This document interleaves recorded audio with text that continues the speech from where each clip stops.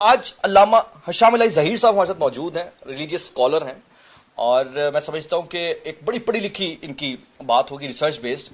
سر ہم نا ایک ٹیپیکل جس طرح مولوی حضرات بات کرتے ہیں اس سے ہٹ کر آپ چونکہ ایک ماشاءاللہ پی ایچ ڈی بھی کر رہے ہیں، آپ زیادہ بہتر نبض پر رکھتے ہیں ہاتھ اپنا معاشرے کی. ہم نے پاکستان کے اندر دیکھا ہے کہ اس طرح ضعیف الاعتقادی ہوتی ہے، جو حکومتوں کے عہدیداران ہوتے ہیں اپنے اپنے انہوں پیر رکھے ہوتے ہیں، لیکن ہم نے یہ نہیں دیکھا کہ وہ خود ہی ایسے عملیات، ایک ایسی شخصیت ہمارے پہ حاکم ہو جائے جن کے بارے میں کہا جائے کہ یہ تو ایک عملیات کے نتیجے میں آئی ہیں، اور اس کے بعد وہ سلسلہ ایسا چلا کہ پھر پوری قوم نے دیکھا اور بڑے بڑے قصے آئے. بشرا بی بی کے پاس کیا ہے جو آج اس معاشرے کے اندر ہر کوئی چاہتا ہے کہ وہ حاصل کر لے؟ بسم اللہ الرحمن الرحیم. آپ نے بڑا ایک دلچسپ جملہ بولا کہ ہر سیاستدان نے اپنے اپنے پیر رکھے ہوتے ہیں. یعنی یہ جملہ بہرحال ایک قابل تحسین ہے. بہرحال پیر رکھنے سے مراد یہ ہے انہوں نے اپنا اپنا پیر چنا ہوتا ہے. آپ نے یہ جو آپ اگر بات کریں نا، آپ نے یہ جو بات کی ہے یہ 100% درست. اس طرح آپ کے ذہن میں آ جائے گا شاید ضیاء الحق کے دور میں، بے نظیر بھٹو کے دور میں، نواز شریف کے دور میں کہ ڈنڈا پیر سپاہی ہوا کرتا تھا، وہاں جا کے وہ ڈنڈے کھایا کرتے تھے. تو گویا یہ پیر پرستی کا جو بڑا معتبر ہوتے تھے، جس کو ڈنڈا پڑتا تھا تو وہ وزیر اعظم بن گیا. وہ وزیر اعظم بن گیا. اندازہ لگائیے ضعیف الاعتقادی ہمارے معاشرے میں رہی ہے. بلکہ میں یہ سمجھتا ہوں اگر تمہیدی طور پہ اگر یہ بات کی جائے کہ بادشاہوں کا جو ظالم جابر، بلکہ آپ یہ سمجھ لیں کافر بادشاہوں کا ایک طرز عمل یہ رہا کہ اپنے دربار کے اندر بڑے بڑے اس دور کے جادوگر رکھا کرتے تھے، جس کی مثال فرعون کی قرآن پاک میں سارے کا سارا واقعہ ساری دنیا کو پتا ہے. حضرت موسیٰ کے مقابلے میں بھی کفر ہے.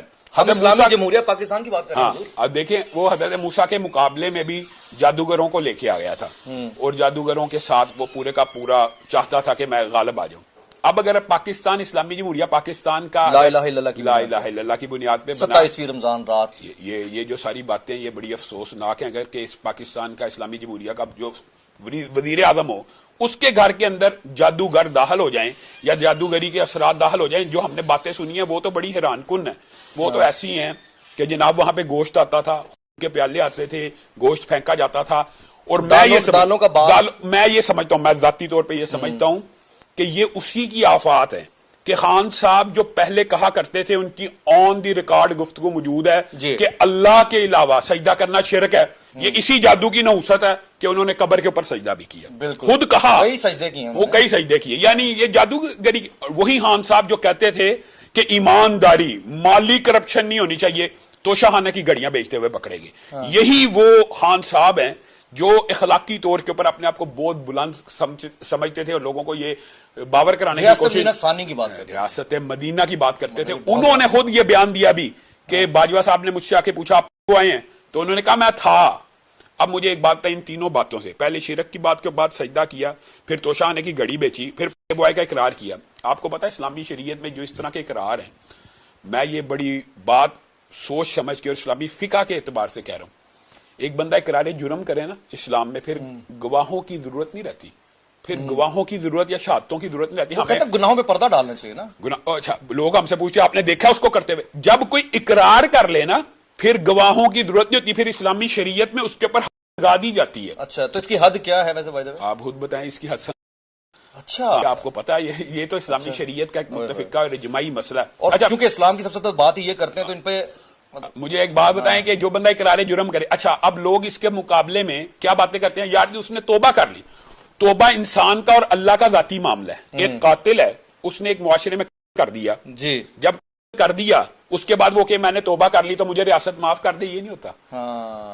کے بدلے میں کیا جائے گا اللہ معاف کر دے، اللہ معاف کر دے، ہمیں اس سے کیا، اللہ ہو سکتا ہے اس کو معاف کر دے، لیکن معاشرے میں کو ایسے آزاد نہیں گھومنے دیا جائے گا. دوسری بات جو آپ نے کی ہے، عدت میں نکاح کی ایک بہت بڑی وجہ جادوگری بھی ہوتی ہے. اچھا، یہ بات یاد رکھے، جادو میں شدت پیدا کرنے کے لیے عدت میں نکاح. اچھا میں آپ کو بتاؤں جادو بنیادی طور پہ جادو میں دوبارہ بول رہے ہیں، جادو میں شدت پیدا کرنے کے لیے عدت میں نکاح کیا جاتا ہے، شیطان کو خوش کرنے کے لیے. میں کہتا ہوں جادو ہوتا ہی شیطان کو خوش کرنے کے لیے. یہ تو بہت بڑی بات بتا رہے ہیں. ہاں یہی بات ہے. پھر اندازہ کریں جان بوجھ کے چھپانے کے پیچھے جو موٹیو بیان کیا گیا، معاذ اللہ جو مختلف سورسز بتاتے ہیں کہ انہوں نے ایک خواب بیان کی اور انہوں نے کہا کہ فلاں فلاں، معاذ اللہ میں تو وہ لفظ بھی نہیں کہہ سکتا کہ مجھے حکم ملا ہے کہ عدت میں نے کہا خلاف اسلام اور خلاف شریعت کا حکم ملا ہے، خلاف شریعت. حضرت عبد القادر جیلانی کے بارے میں آپ کو پتا ہے سکہ سند کے ساتھ ایک واقعہ موجود ہے. جب ان کو آواز آئی نا آج کے بعد عبد القادر جیلانی تیرے اوپر نمازیں بھی معاف ہے، میں تیرا رب تجھ سے مخاطب ہوں، تو انہوں نے کہا تھا لا حول ولا قوت الا باللہ، تو رب نہیں ہے تو ابلیس ہے، واہ واہ واہ، بالکل ایسے یہ ایمان ہے۔ جو مجھے نمازوں کی معافی دے رہا ہے۔ دوسرے لفظوں میں یہ کہہ سکتے ہیں کہ یہ زنا سے بڑا معاملہ ہو گیا، کیونکہ نکاح کو زنا کے برابر کھڑا کر دیا جا کے۔ میں آپ کو احسان بھائی ایک بات بتاتا ہوں، جی۔ خاص طور پہ میں تو وہ بات کروں گا جو اسلامک جورسپروڈنس کے اندر ہے۔ ہاں۔ مفتی سعید صاحب فقہ حنفی سے تعلق رکھتے ہیں، جی۔ عمران خان اور بشرا بی بی فقہ حنفی سے تعلق رکھتے ہیں، انہوں نے نکاح فقہ حنفی کے مطابق کیا ہے۔ جی۔ فقہ حنفی میں دوران عدت نکاح کے بعد نکاح ہی نہیں ہو سکتا، اچھا، نکاح ہو ہی نہیں سکتا؟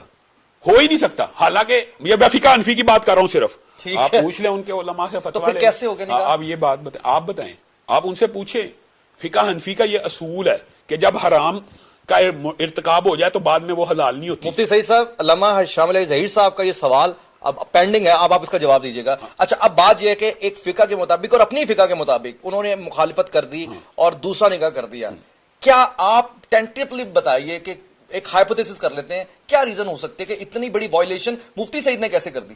مفتی سعید میرا صاحب نے خیال ہے کہ شاید ان کو پھر مس گائیڈ کیا گیا ہو وہ کہ کیا حلالہ ہو گیا یا جو بھی معاملہ ہو گیا، میں اللہ معاف کرے کوئی ایسی بات یعنی کرنا آپ کو نہیں چاہتا۔ مجھے لگ رہا ہے کہ ہائپوتھیسس بھی نہیں بن پا رہا۔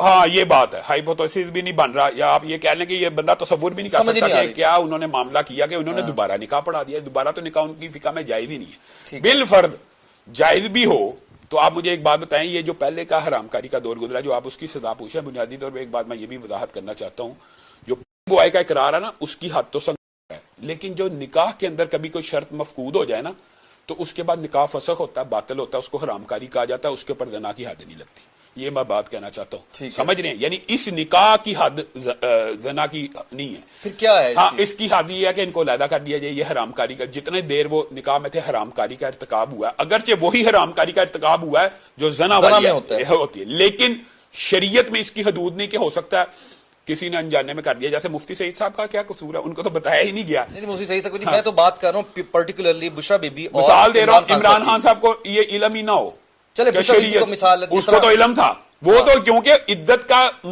تعلق خاص طور پہ عورت کے ساتھ ہوتا ہے، عورت نے بتانا ہوتا ہے میری عدت پوری ہو گئی ہے۔ ایک ہوتا ہے اسلام کی شریعت کے اندر جب کوئی بندہ پکا جھوٹا ثابت ہو جائے نا، جس کو ہم کہتے ہیں یہ جو عدالت نے صادق امین قرار دیا خان صاحب کو، دیکھیں ایک پیٹنٹ جھوٹے کو صادق امین قرار دیا جا سکتا ہے۔ اب یہ ہوتا ہے کہ شریعت کے اندر ایسے بندے کی گواہی تا وقت موت قبول نہیں ہوتی۔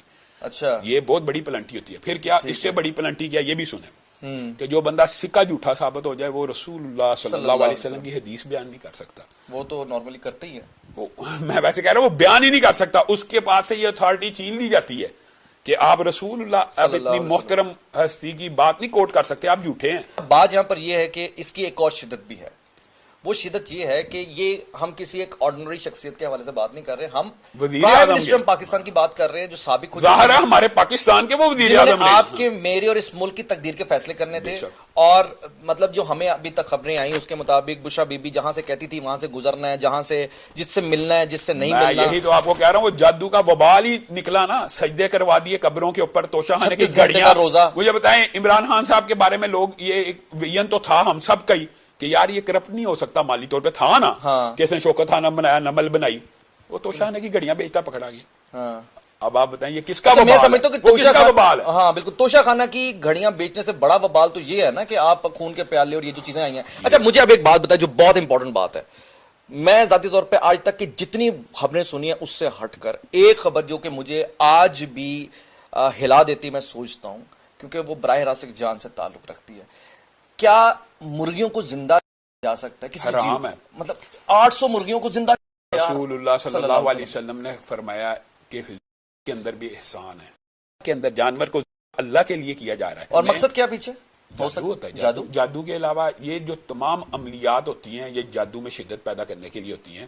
اور اچھا سب سے بڑی بات یہ ہوئی ہے حسان بھائی، ایک یہ ہوتا نہیں ہے بیڈ لک سمجھ لیں یا قوم کی بدقسمتی سمجھ لیں کہ انہوں نے جس ٹریپ کے ساتھ خان صاحب کو کہا کہ آپ وزیر اعظم بن جائیں گے وہ بن بھی گئے، پھر عقیدہ پختہ ہو جاتا ہے، پختہ ہو گیا۔ یہ بات ہوتی ہے کہ ایک بات سچ ثابت ہو گئی اور وہ سمجھتے رہے کہ بس اب یہ سارا کا سارا معاملہ۔ اب یہ دیکھیں ہمارے پنجاب کے اندر ہمارے اوپر ایک ایسا وزیر اعلیٰ لگائی رکھا 4 سال جس کی کارکردگی بزدار صاحب کی صرف انہی کی وجہ سے۔ تو اب یہ دیکھیں تو یہ میرا خیال میں ان کے زوال میں अच्छा, जादू का देखिए ये वो बाल और है कि हाँ अच्छा, साहब मुझे को ये आज बताइए- सारे का सारा जवाल मैं समझता हूँ इन्हीं वजह से इन्हीं वजह से, यानी पलट के अब उन पे पलट के रहे हैं। आ चुका है, आ चुका है। आ चुका है।